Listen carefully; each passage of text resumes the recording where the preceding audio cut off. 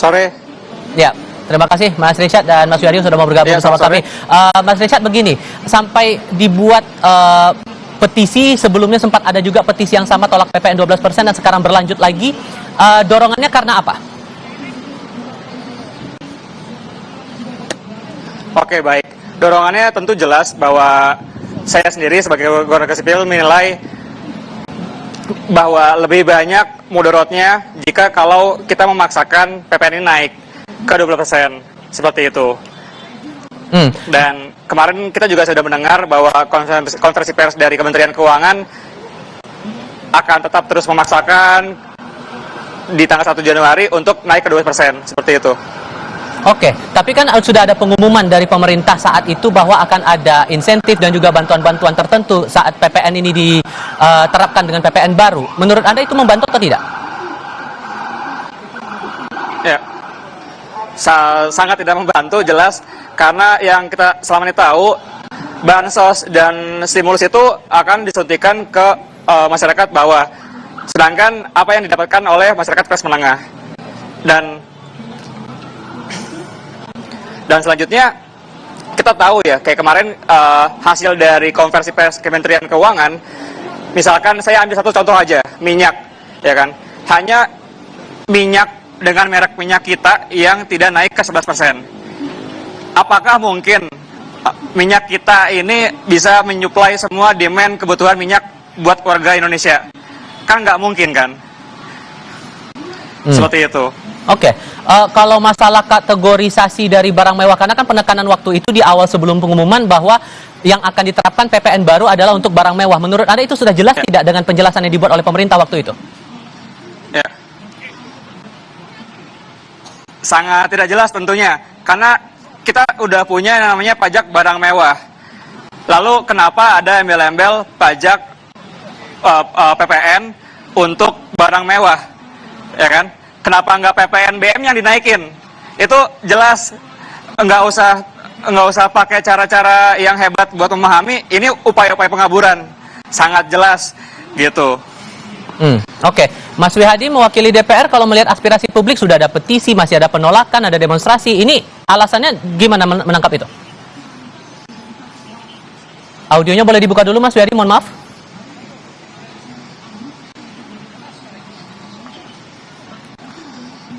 Mas Wiyadi?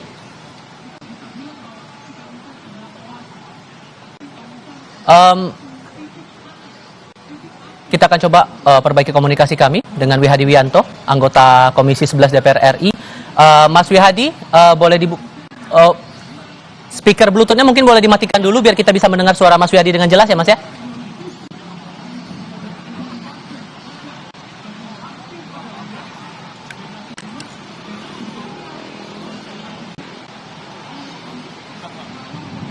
Mas Wihadi?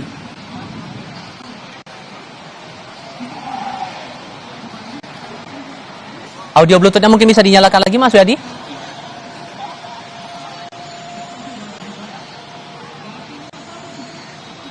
Oke.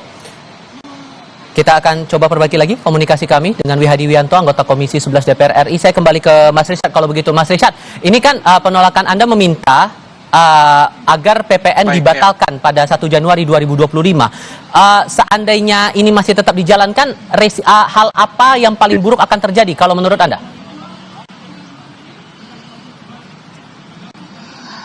Banyak ya, jelas data udah buka gitu ya, bahwa rata-rata tabungan masyarakat itu udah merosot dari 3 jutaan ke 1,5 juta, ya kan? Kita juga baca berita bahwa saat ini kelas menengah sudah merosot ke 20% ke bawah, seperti itu. Dan saya rasa sangat nggak bijak gitu ya kalau dipaksakan, karena saya sendiri yang saya takuti adalah bahwa nanti ketika warga nggak bisa spending dan nggak punya uang untuk bisa belanja, saya takut jika kriminalitas itu akan naik gitu. Itu saya sendiri ya sebagai warga sipil saya takut gitu kan, akan ke sana saya lihatnya. Dan selain dengan kita akan coba kita tes lagi, kita uji lagi untuk komunikasi kami dengan Wihadi Wianto, anggota Komisi 11 DPR RI fraksi Partai Gerindra. Mas Wihadi, suara saya terdengarkah Mas Wihadi? Dengar. Saya dengar Oke, suaranya siap. dengan Audio jelas. Anda sudah terdengar juga. Terima kasih Mas Wihadi. Ya. Dari Ya. pendapat tadi, Mas Richard yang menginisiasi petisi tadi cukup beralasan tidak menurut Anda? Ya, jadi begini. Pertama-tama yang harus kita pahami itu adalah ini adalah perintah undang-undang. Kenaikan 12% jadi 11%, 11% jadi 12%. Yang kedua juga, apa yang dilakukan oleh petisi itu saya kira sudah kita perhitungkan mengenai masalah kenaikan itu. Jadi Pak Prabowo ini sudah memperhitungkan kenaikan dengan adanya barang mewah, ya kan? Barang mewah yang dimaksud itu adalah memang barang-barang yang dikonsumsi oleh kalangan menengah atas, bukan menengah bawah. Jadi menengah ini kan kita lihat kekhawatiran mengenai masalah tidak adanya kekhawatiran dari kalangan menengah itu sudah kita antisipasi. Makanya kita lihat dengan barang PPNBM. PPNBM ini kalau tadi dikatakan oleh Mas siapa tadi mengenai masalah kenapa mesti Mas Izzat kenapa mengenai masalah PPNBM sudah ada PPNBM dan PPN-nya. Yang perlu disampaikan adalah PPNBM itu yang dinamakan PPNBM itu beda dengan PPN. Dan sekarang ini bagaimana? PPNBM dengan PPN itu memang adalah dua hal yang berbeda. Jadi pengenaan PPNBM dan PPN itu penambahannya cuma 1%, ya kan? Nah ini barang-barang mewah. Jadi saya kira dengan adanya petisi yang dilakukan, saya kira petisi itu adalah petisi untuk yang dari suara Pak Wihadi, barang mana? Emang gitu? Oke, boleh dilanjutkan Mas Wihadi, silakan. Ya. Jadi barang-barang yang memang diperuntukkan untuk kalangan menengah atas. Oke. Jadi ini tidak akan mengganggu kalangan menengah bawah. Bahkan menengah bawah itu mendapatkan stimulus dan mendapatkan yang namanya stimulus daripada pemerintah. Ngomong-ngomong soal barang mewah, sorry Mas Wihadi, saya potong di situ. Anda sempat menyinggung masalah barang mewah, tapi kemarin saja yang masalah beras premium sudah ditanyakan wartawan kepada Menteri Koordinator Pangan Pak Zulkifli Hasan. Beras premium itu tidak dikenakan beban PPN, yang ada hanyalah beras khusus, tapi tidak diterangkan jenis beras khusus ini seperti apa. Jadi diksi mewah ini pun juga tidak terang di publik. Itu gimana meresponnya? Anda juga merasa demikian? Jadi gini, ada beras khusus dan beras merah. Misalnya beras premium. Beras premium itu kan beras yang memang mempunyai kualitas yang lebih baik dibandingkan beras yang mungkin tipenya adalah beras yang di bawahnya. Tetapi beras import itu ada. Ini adalah beras yang dikatakan adalah beras khusus. Artinya beras import. Ini beras-beras yang memang diimport dan ini adalah untuk kepentingan misalnya ini adalah yang dikatakan beras dari diimport dari Jepang, dari India. Yang khusus memang peruntukannya adalah khusus dan ini yang mengkonsumsi adalah orang-orang kalangan menengah atas. Jadi ini kan kalau bicara premium, mungkin kan beras misalnya beras rocolele misalnya, itu kan beras premium dibandingkan dengan beras yang di bawahnya, beras yang mungkin adalah beras istilahnya kalau di masyarakat beras yang dari Bulog gitu. Nah, ini kan perbedaan. Nah, ini tidak kena gitu kan. Yang kena adalah premium yang khusus artinya ini yang diimport. Nah, inilah mungkin perbedaan ini yang mesti harus diperjelas. Tetapi begini, PP mengenai masalah barang-barang yang dikenakan kenaikan pajak 12% itu memang sedang disusun dan semuanya bahwa di sini adalah untuk kepentingan masyarakat menengah atas, bukan daripada menengah dan menengah bawah. Kalau masih ada perbedaan pendapat seperti ini, Mas Wihadi, Anda menangkapnya komunikasi publik yang dilakukan pemerintah untuk program baru yang berlaku tahun depan sudah baik atau belum? Saya kira begini, ini komunikasinya sebenarnya sudah diperjelas, ya kan? Ini kan baru berapa hari dan kita perjelas, dan ini kan sedang dalam proses bagaimana memperkuat daripada sosialisasi ini. Kalau kita katakan menengah atas, artinya menengah atas ini kan orang sudah harus tahu bahwa ini adalah PPNBM. Tetapi kan di sini, kalau saya melihat ini ada hal-hal yang memang masyarakat ini khawatir terhadap permasalahan perekonomian. Kita tahu, kita tetap menjaga daya beli masyarakat ini tetap baik.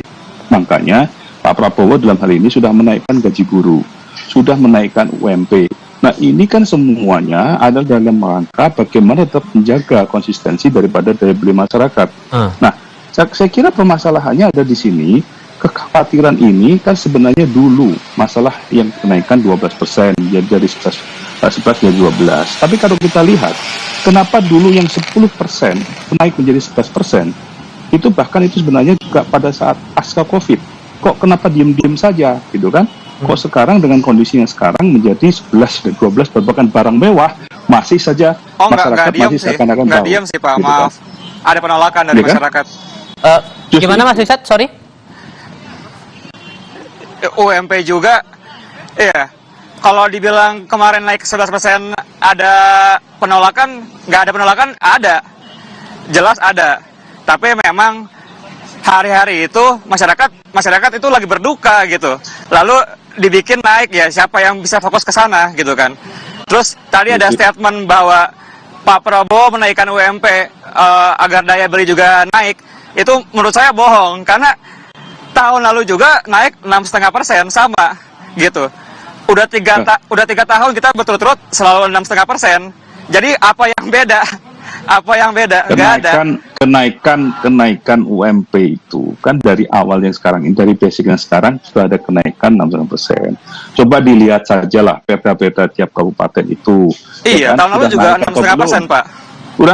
Udah naik belum sekarang? Kan sudah naik kan harganya. Jadi cobalah jangan melihat sesuatu hal yang sebenarnya mengandung bohong. Kan udah naik. Sekarang kan sudah jadi berapa kenaikan DKI kan juga sudah naik. Iya, Bekasi juga sudah naik. Kalau dari saya sendiri kan kita tahu bahwa kenaikan PPN 12% ini diatur peraturan dari 2021 gitu kan. Ya, harusnya kita cek juga relevansinya dengan kondisi hari ini gitu. Ya kan? Betul. Kita udah Cuman tahu kan sekarang kelas menengah lagi merosot ke bawah 20%, bahkan lebih.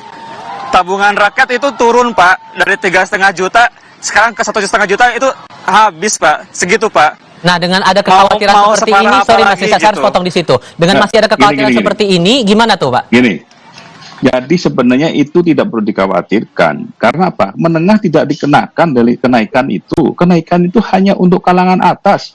Sekarang permasalahannya, kalau yang misalnya kita bicara konsumsi, ya, itu dia kan diksi yang dipakai sama bapak-bapak yang ada di DPR. Mas Wiyadi untuk menjelaskan gitu. Upaya-upaya pengaburan supaya terlihat bahwa PPN 12% ini hanya untuk orang kalangan atas gitu. Padahal enggak. Itu saya baca itu. Saya nonton responnya bahwa minyak yang 11% hanya minyak kita. Mana mungkin minyak kita bisa supply semua produksinya buat semua warga? Nggak mungkin gitu. Oke, Mas Wiyadi. Dan hari ini saya cek juga harga udah naik. Udah naik harga minyak kita itu. Coba dibaca. Itu. Justru yang diturunkan itu adalah minyak kita. Yang minyak yang lain tetap. Jadi jangan teriak dulu dong. Terus kemudian kalau mengatakan diksi. Iya, betul. Jadi minyak kitanya kan ditetapin ya kan, supaya seolah-olah minyak itu dengan merek minyak kita itu tetap 11%. Tapi apakah itu cukup untuk menyuplai buat orang-orang lain, buat semua warga negara memang cukup? Enggak kan? Jelas enggak kan? Oke, sekarang gini. Gitu. Sorry, saya harus tengahkan dulu. Ini kan masih ada perdebatan antara diksi pemerintah yang sudah diumumkan kemarin, Mas Wihadi, dengan suara publik yang terdengar sekarang. Apakah kemudian akan ada rencana juga dari DPR untuk coba meluruskan ini kepada pemerintah, cari clear dulu masalah aturan PPN 12% ini, barang mewahnya kategorinya seperti apa? Apakah ada rencana itu? Sebentar, saya ngomong jangan dipotong dulu ya. Oke. Saya mau ngomong jangan dipotong dulu, karena motongnya itu motong tidak pakai dasar, hanya motong begitu saja. Baik, saya kasih kesempatan, Mas Wihadi, silakan. Jadi, yang dinamakan sekarang kita bicara tadi dikatakan minyak kita yang diturunkan, tetapi yang lain tetap, ya. Jadi artinya bahwa justru kita memberikan stimulus mengenai masalah minyak itu, ya kan? Terus kemudian kalau kita bicara seakan-akan kita ada diksi bahwa itu barang mewah, pertanyaannya, kalau kalangan menengah yang dikatakan tadi dengan tabungan misalnya sudah turun, apakah akan makan daging wagyu dan daging kopi? Ya kan? Kan itu kan memang kan yang dikenakan kan daging wagyu dan daging kopi, bukan daging-daging untuk konsumsi masyarakat biasa, masyarakat bawah, masyarakat yang misalnya masyarakat yang menengah bawah. Itu kan tidak. Daging yang memang daging diimpor adalah untuk kepentingan peningkatan gizi, bukan daging kopi, bukan daging wagyu.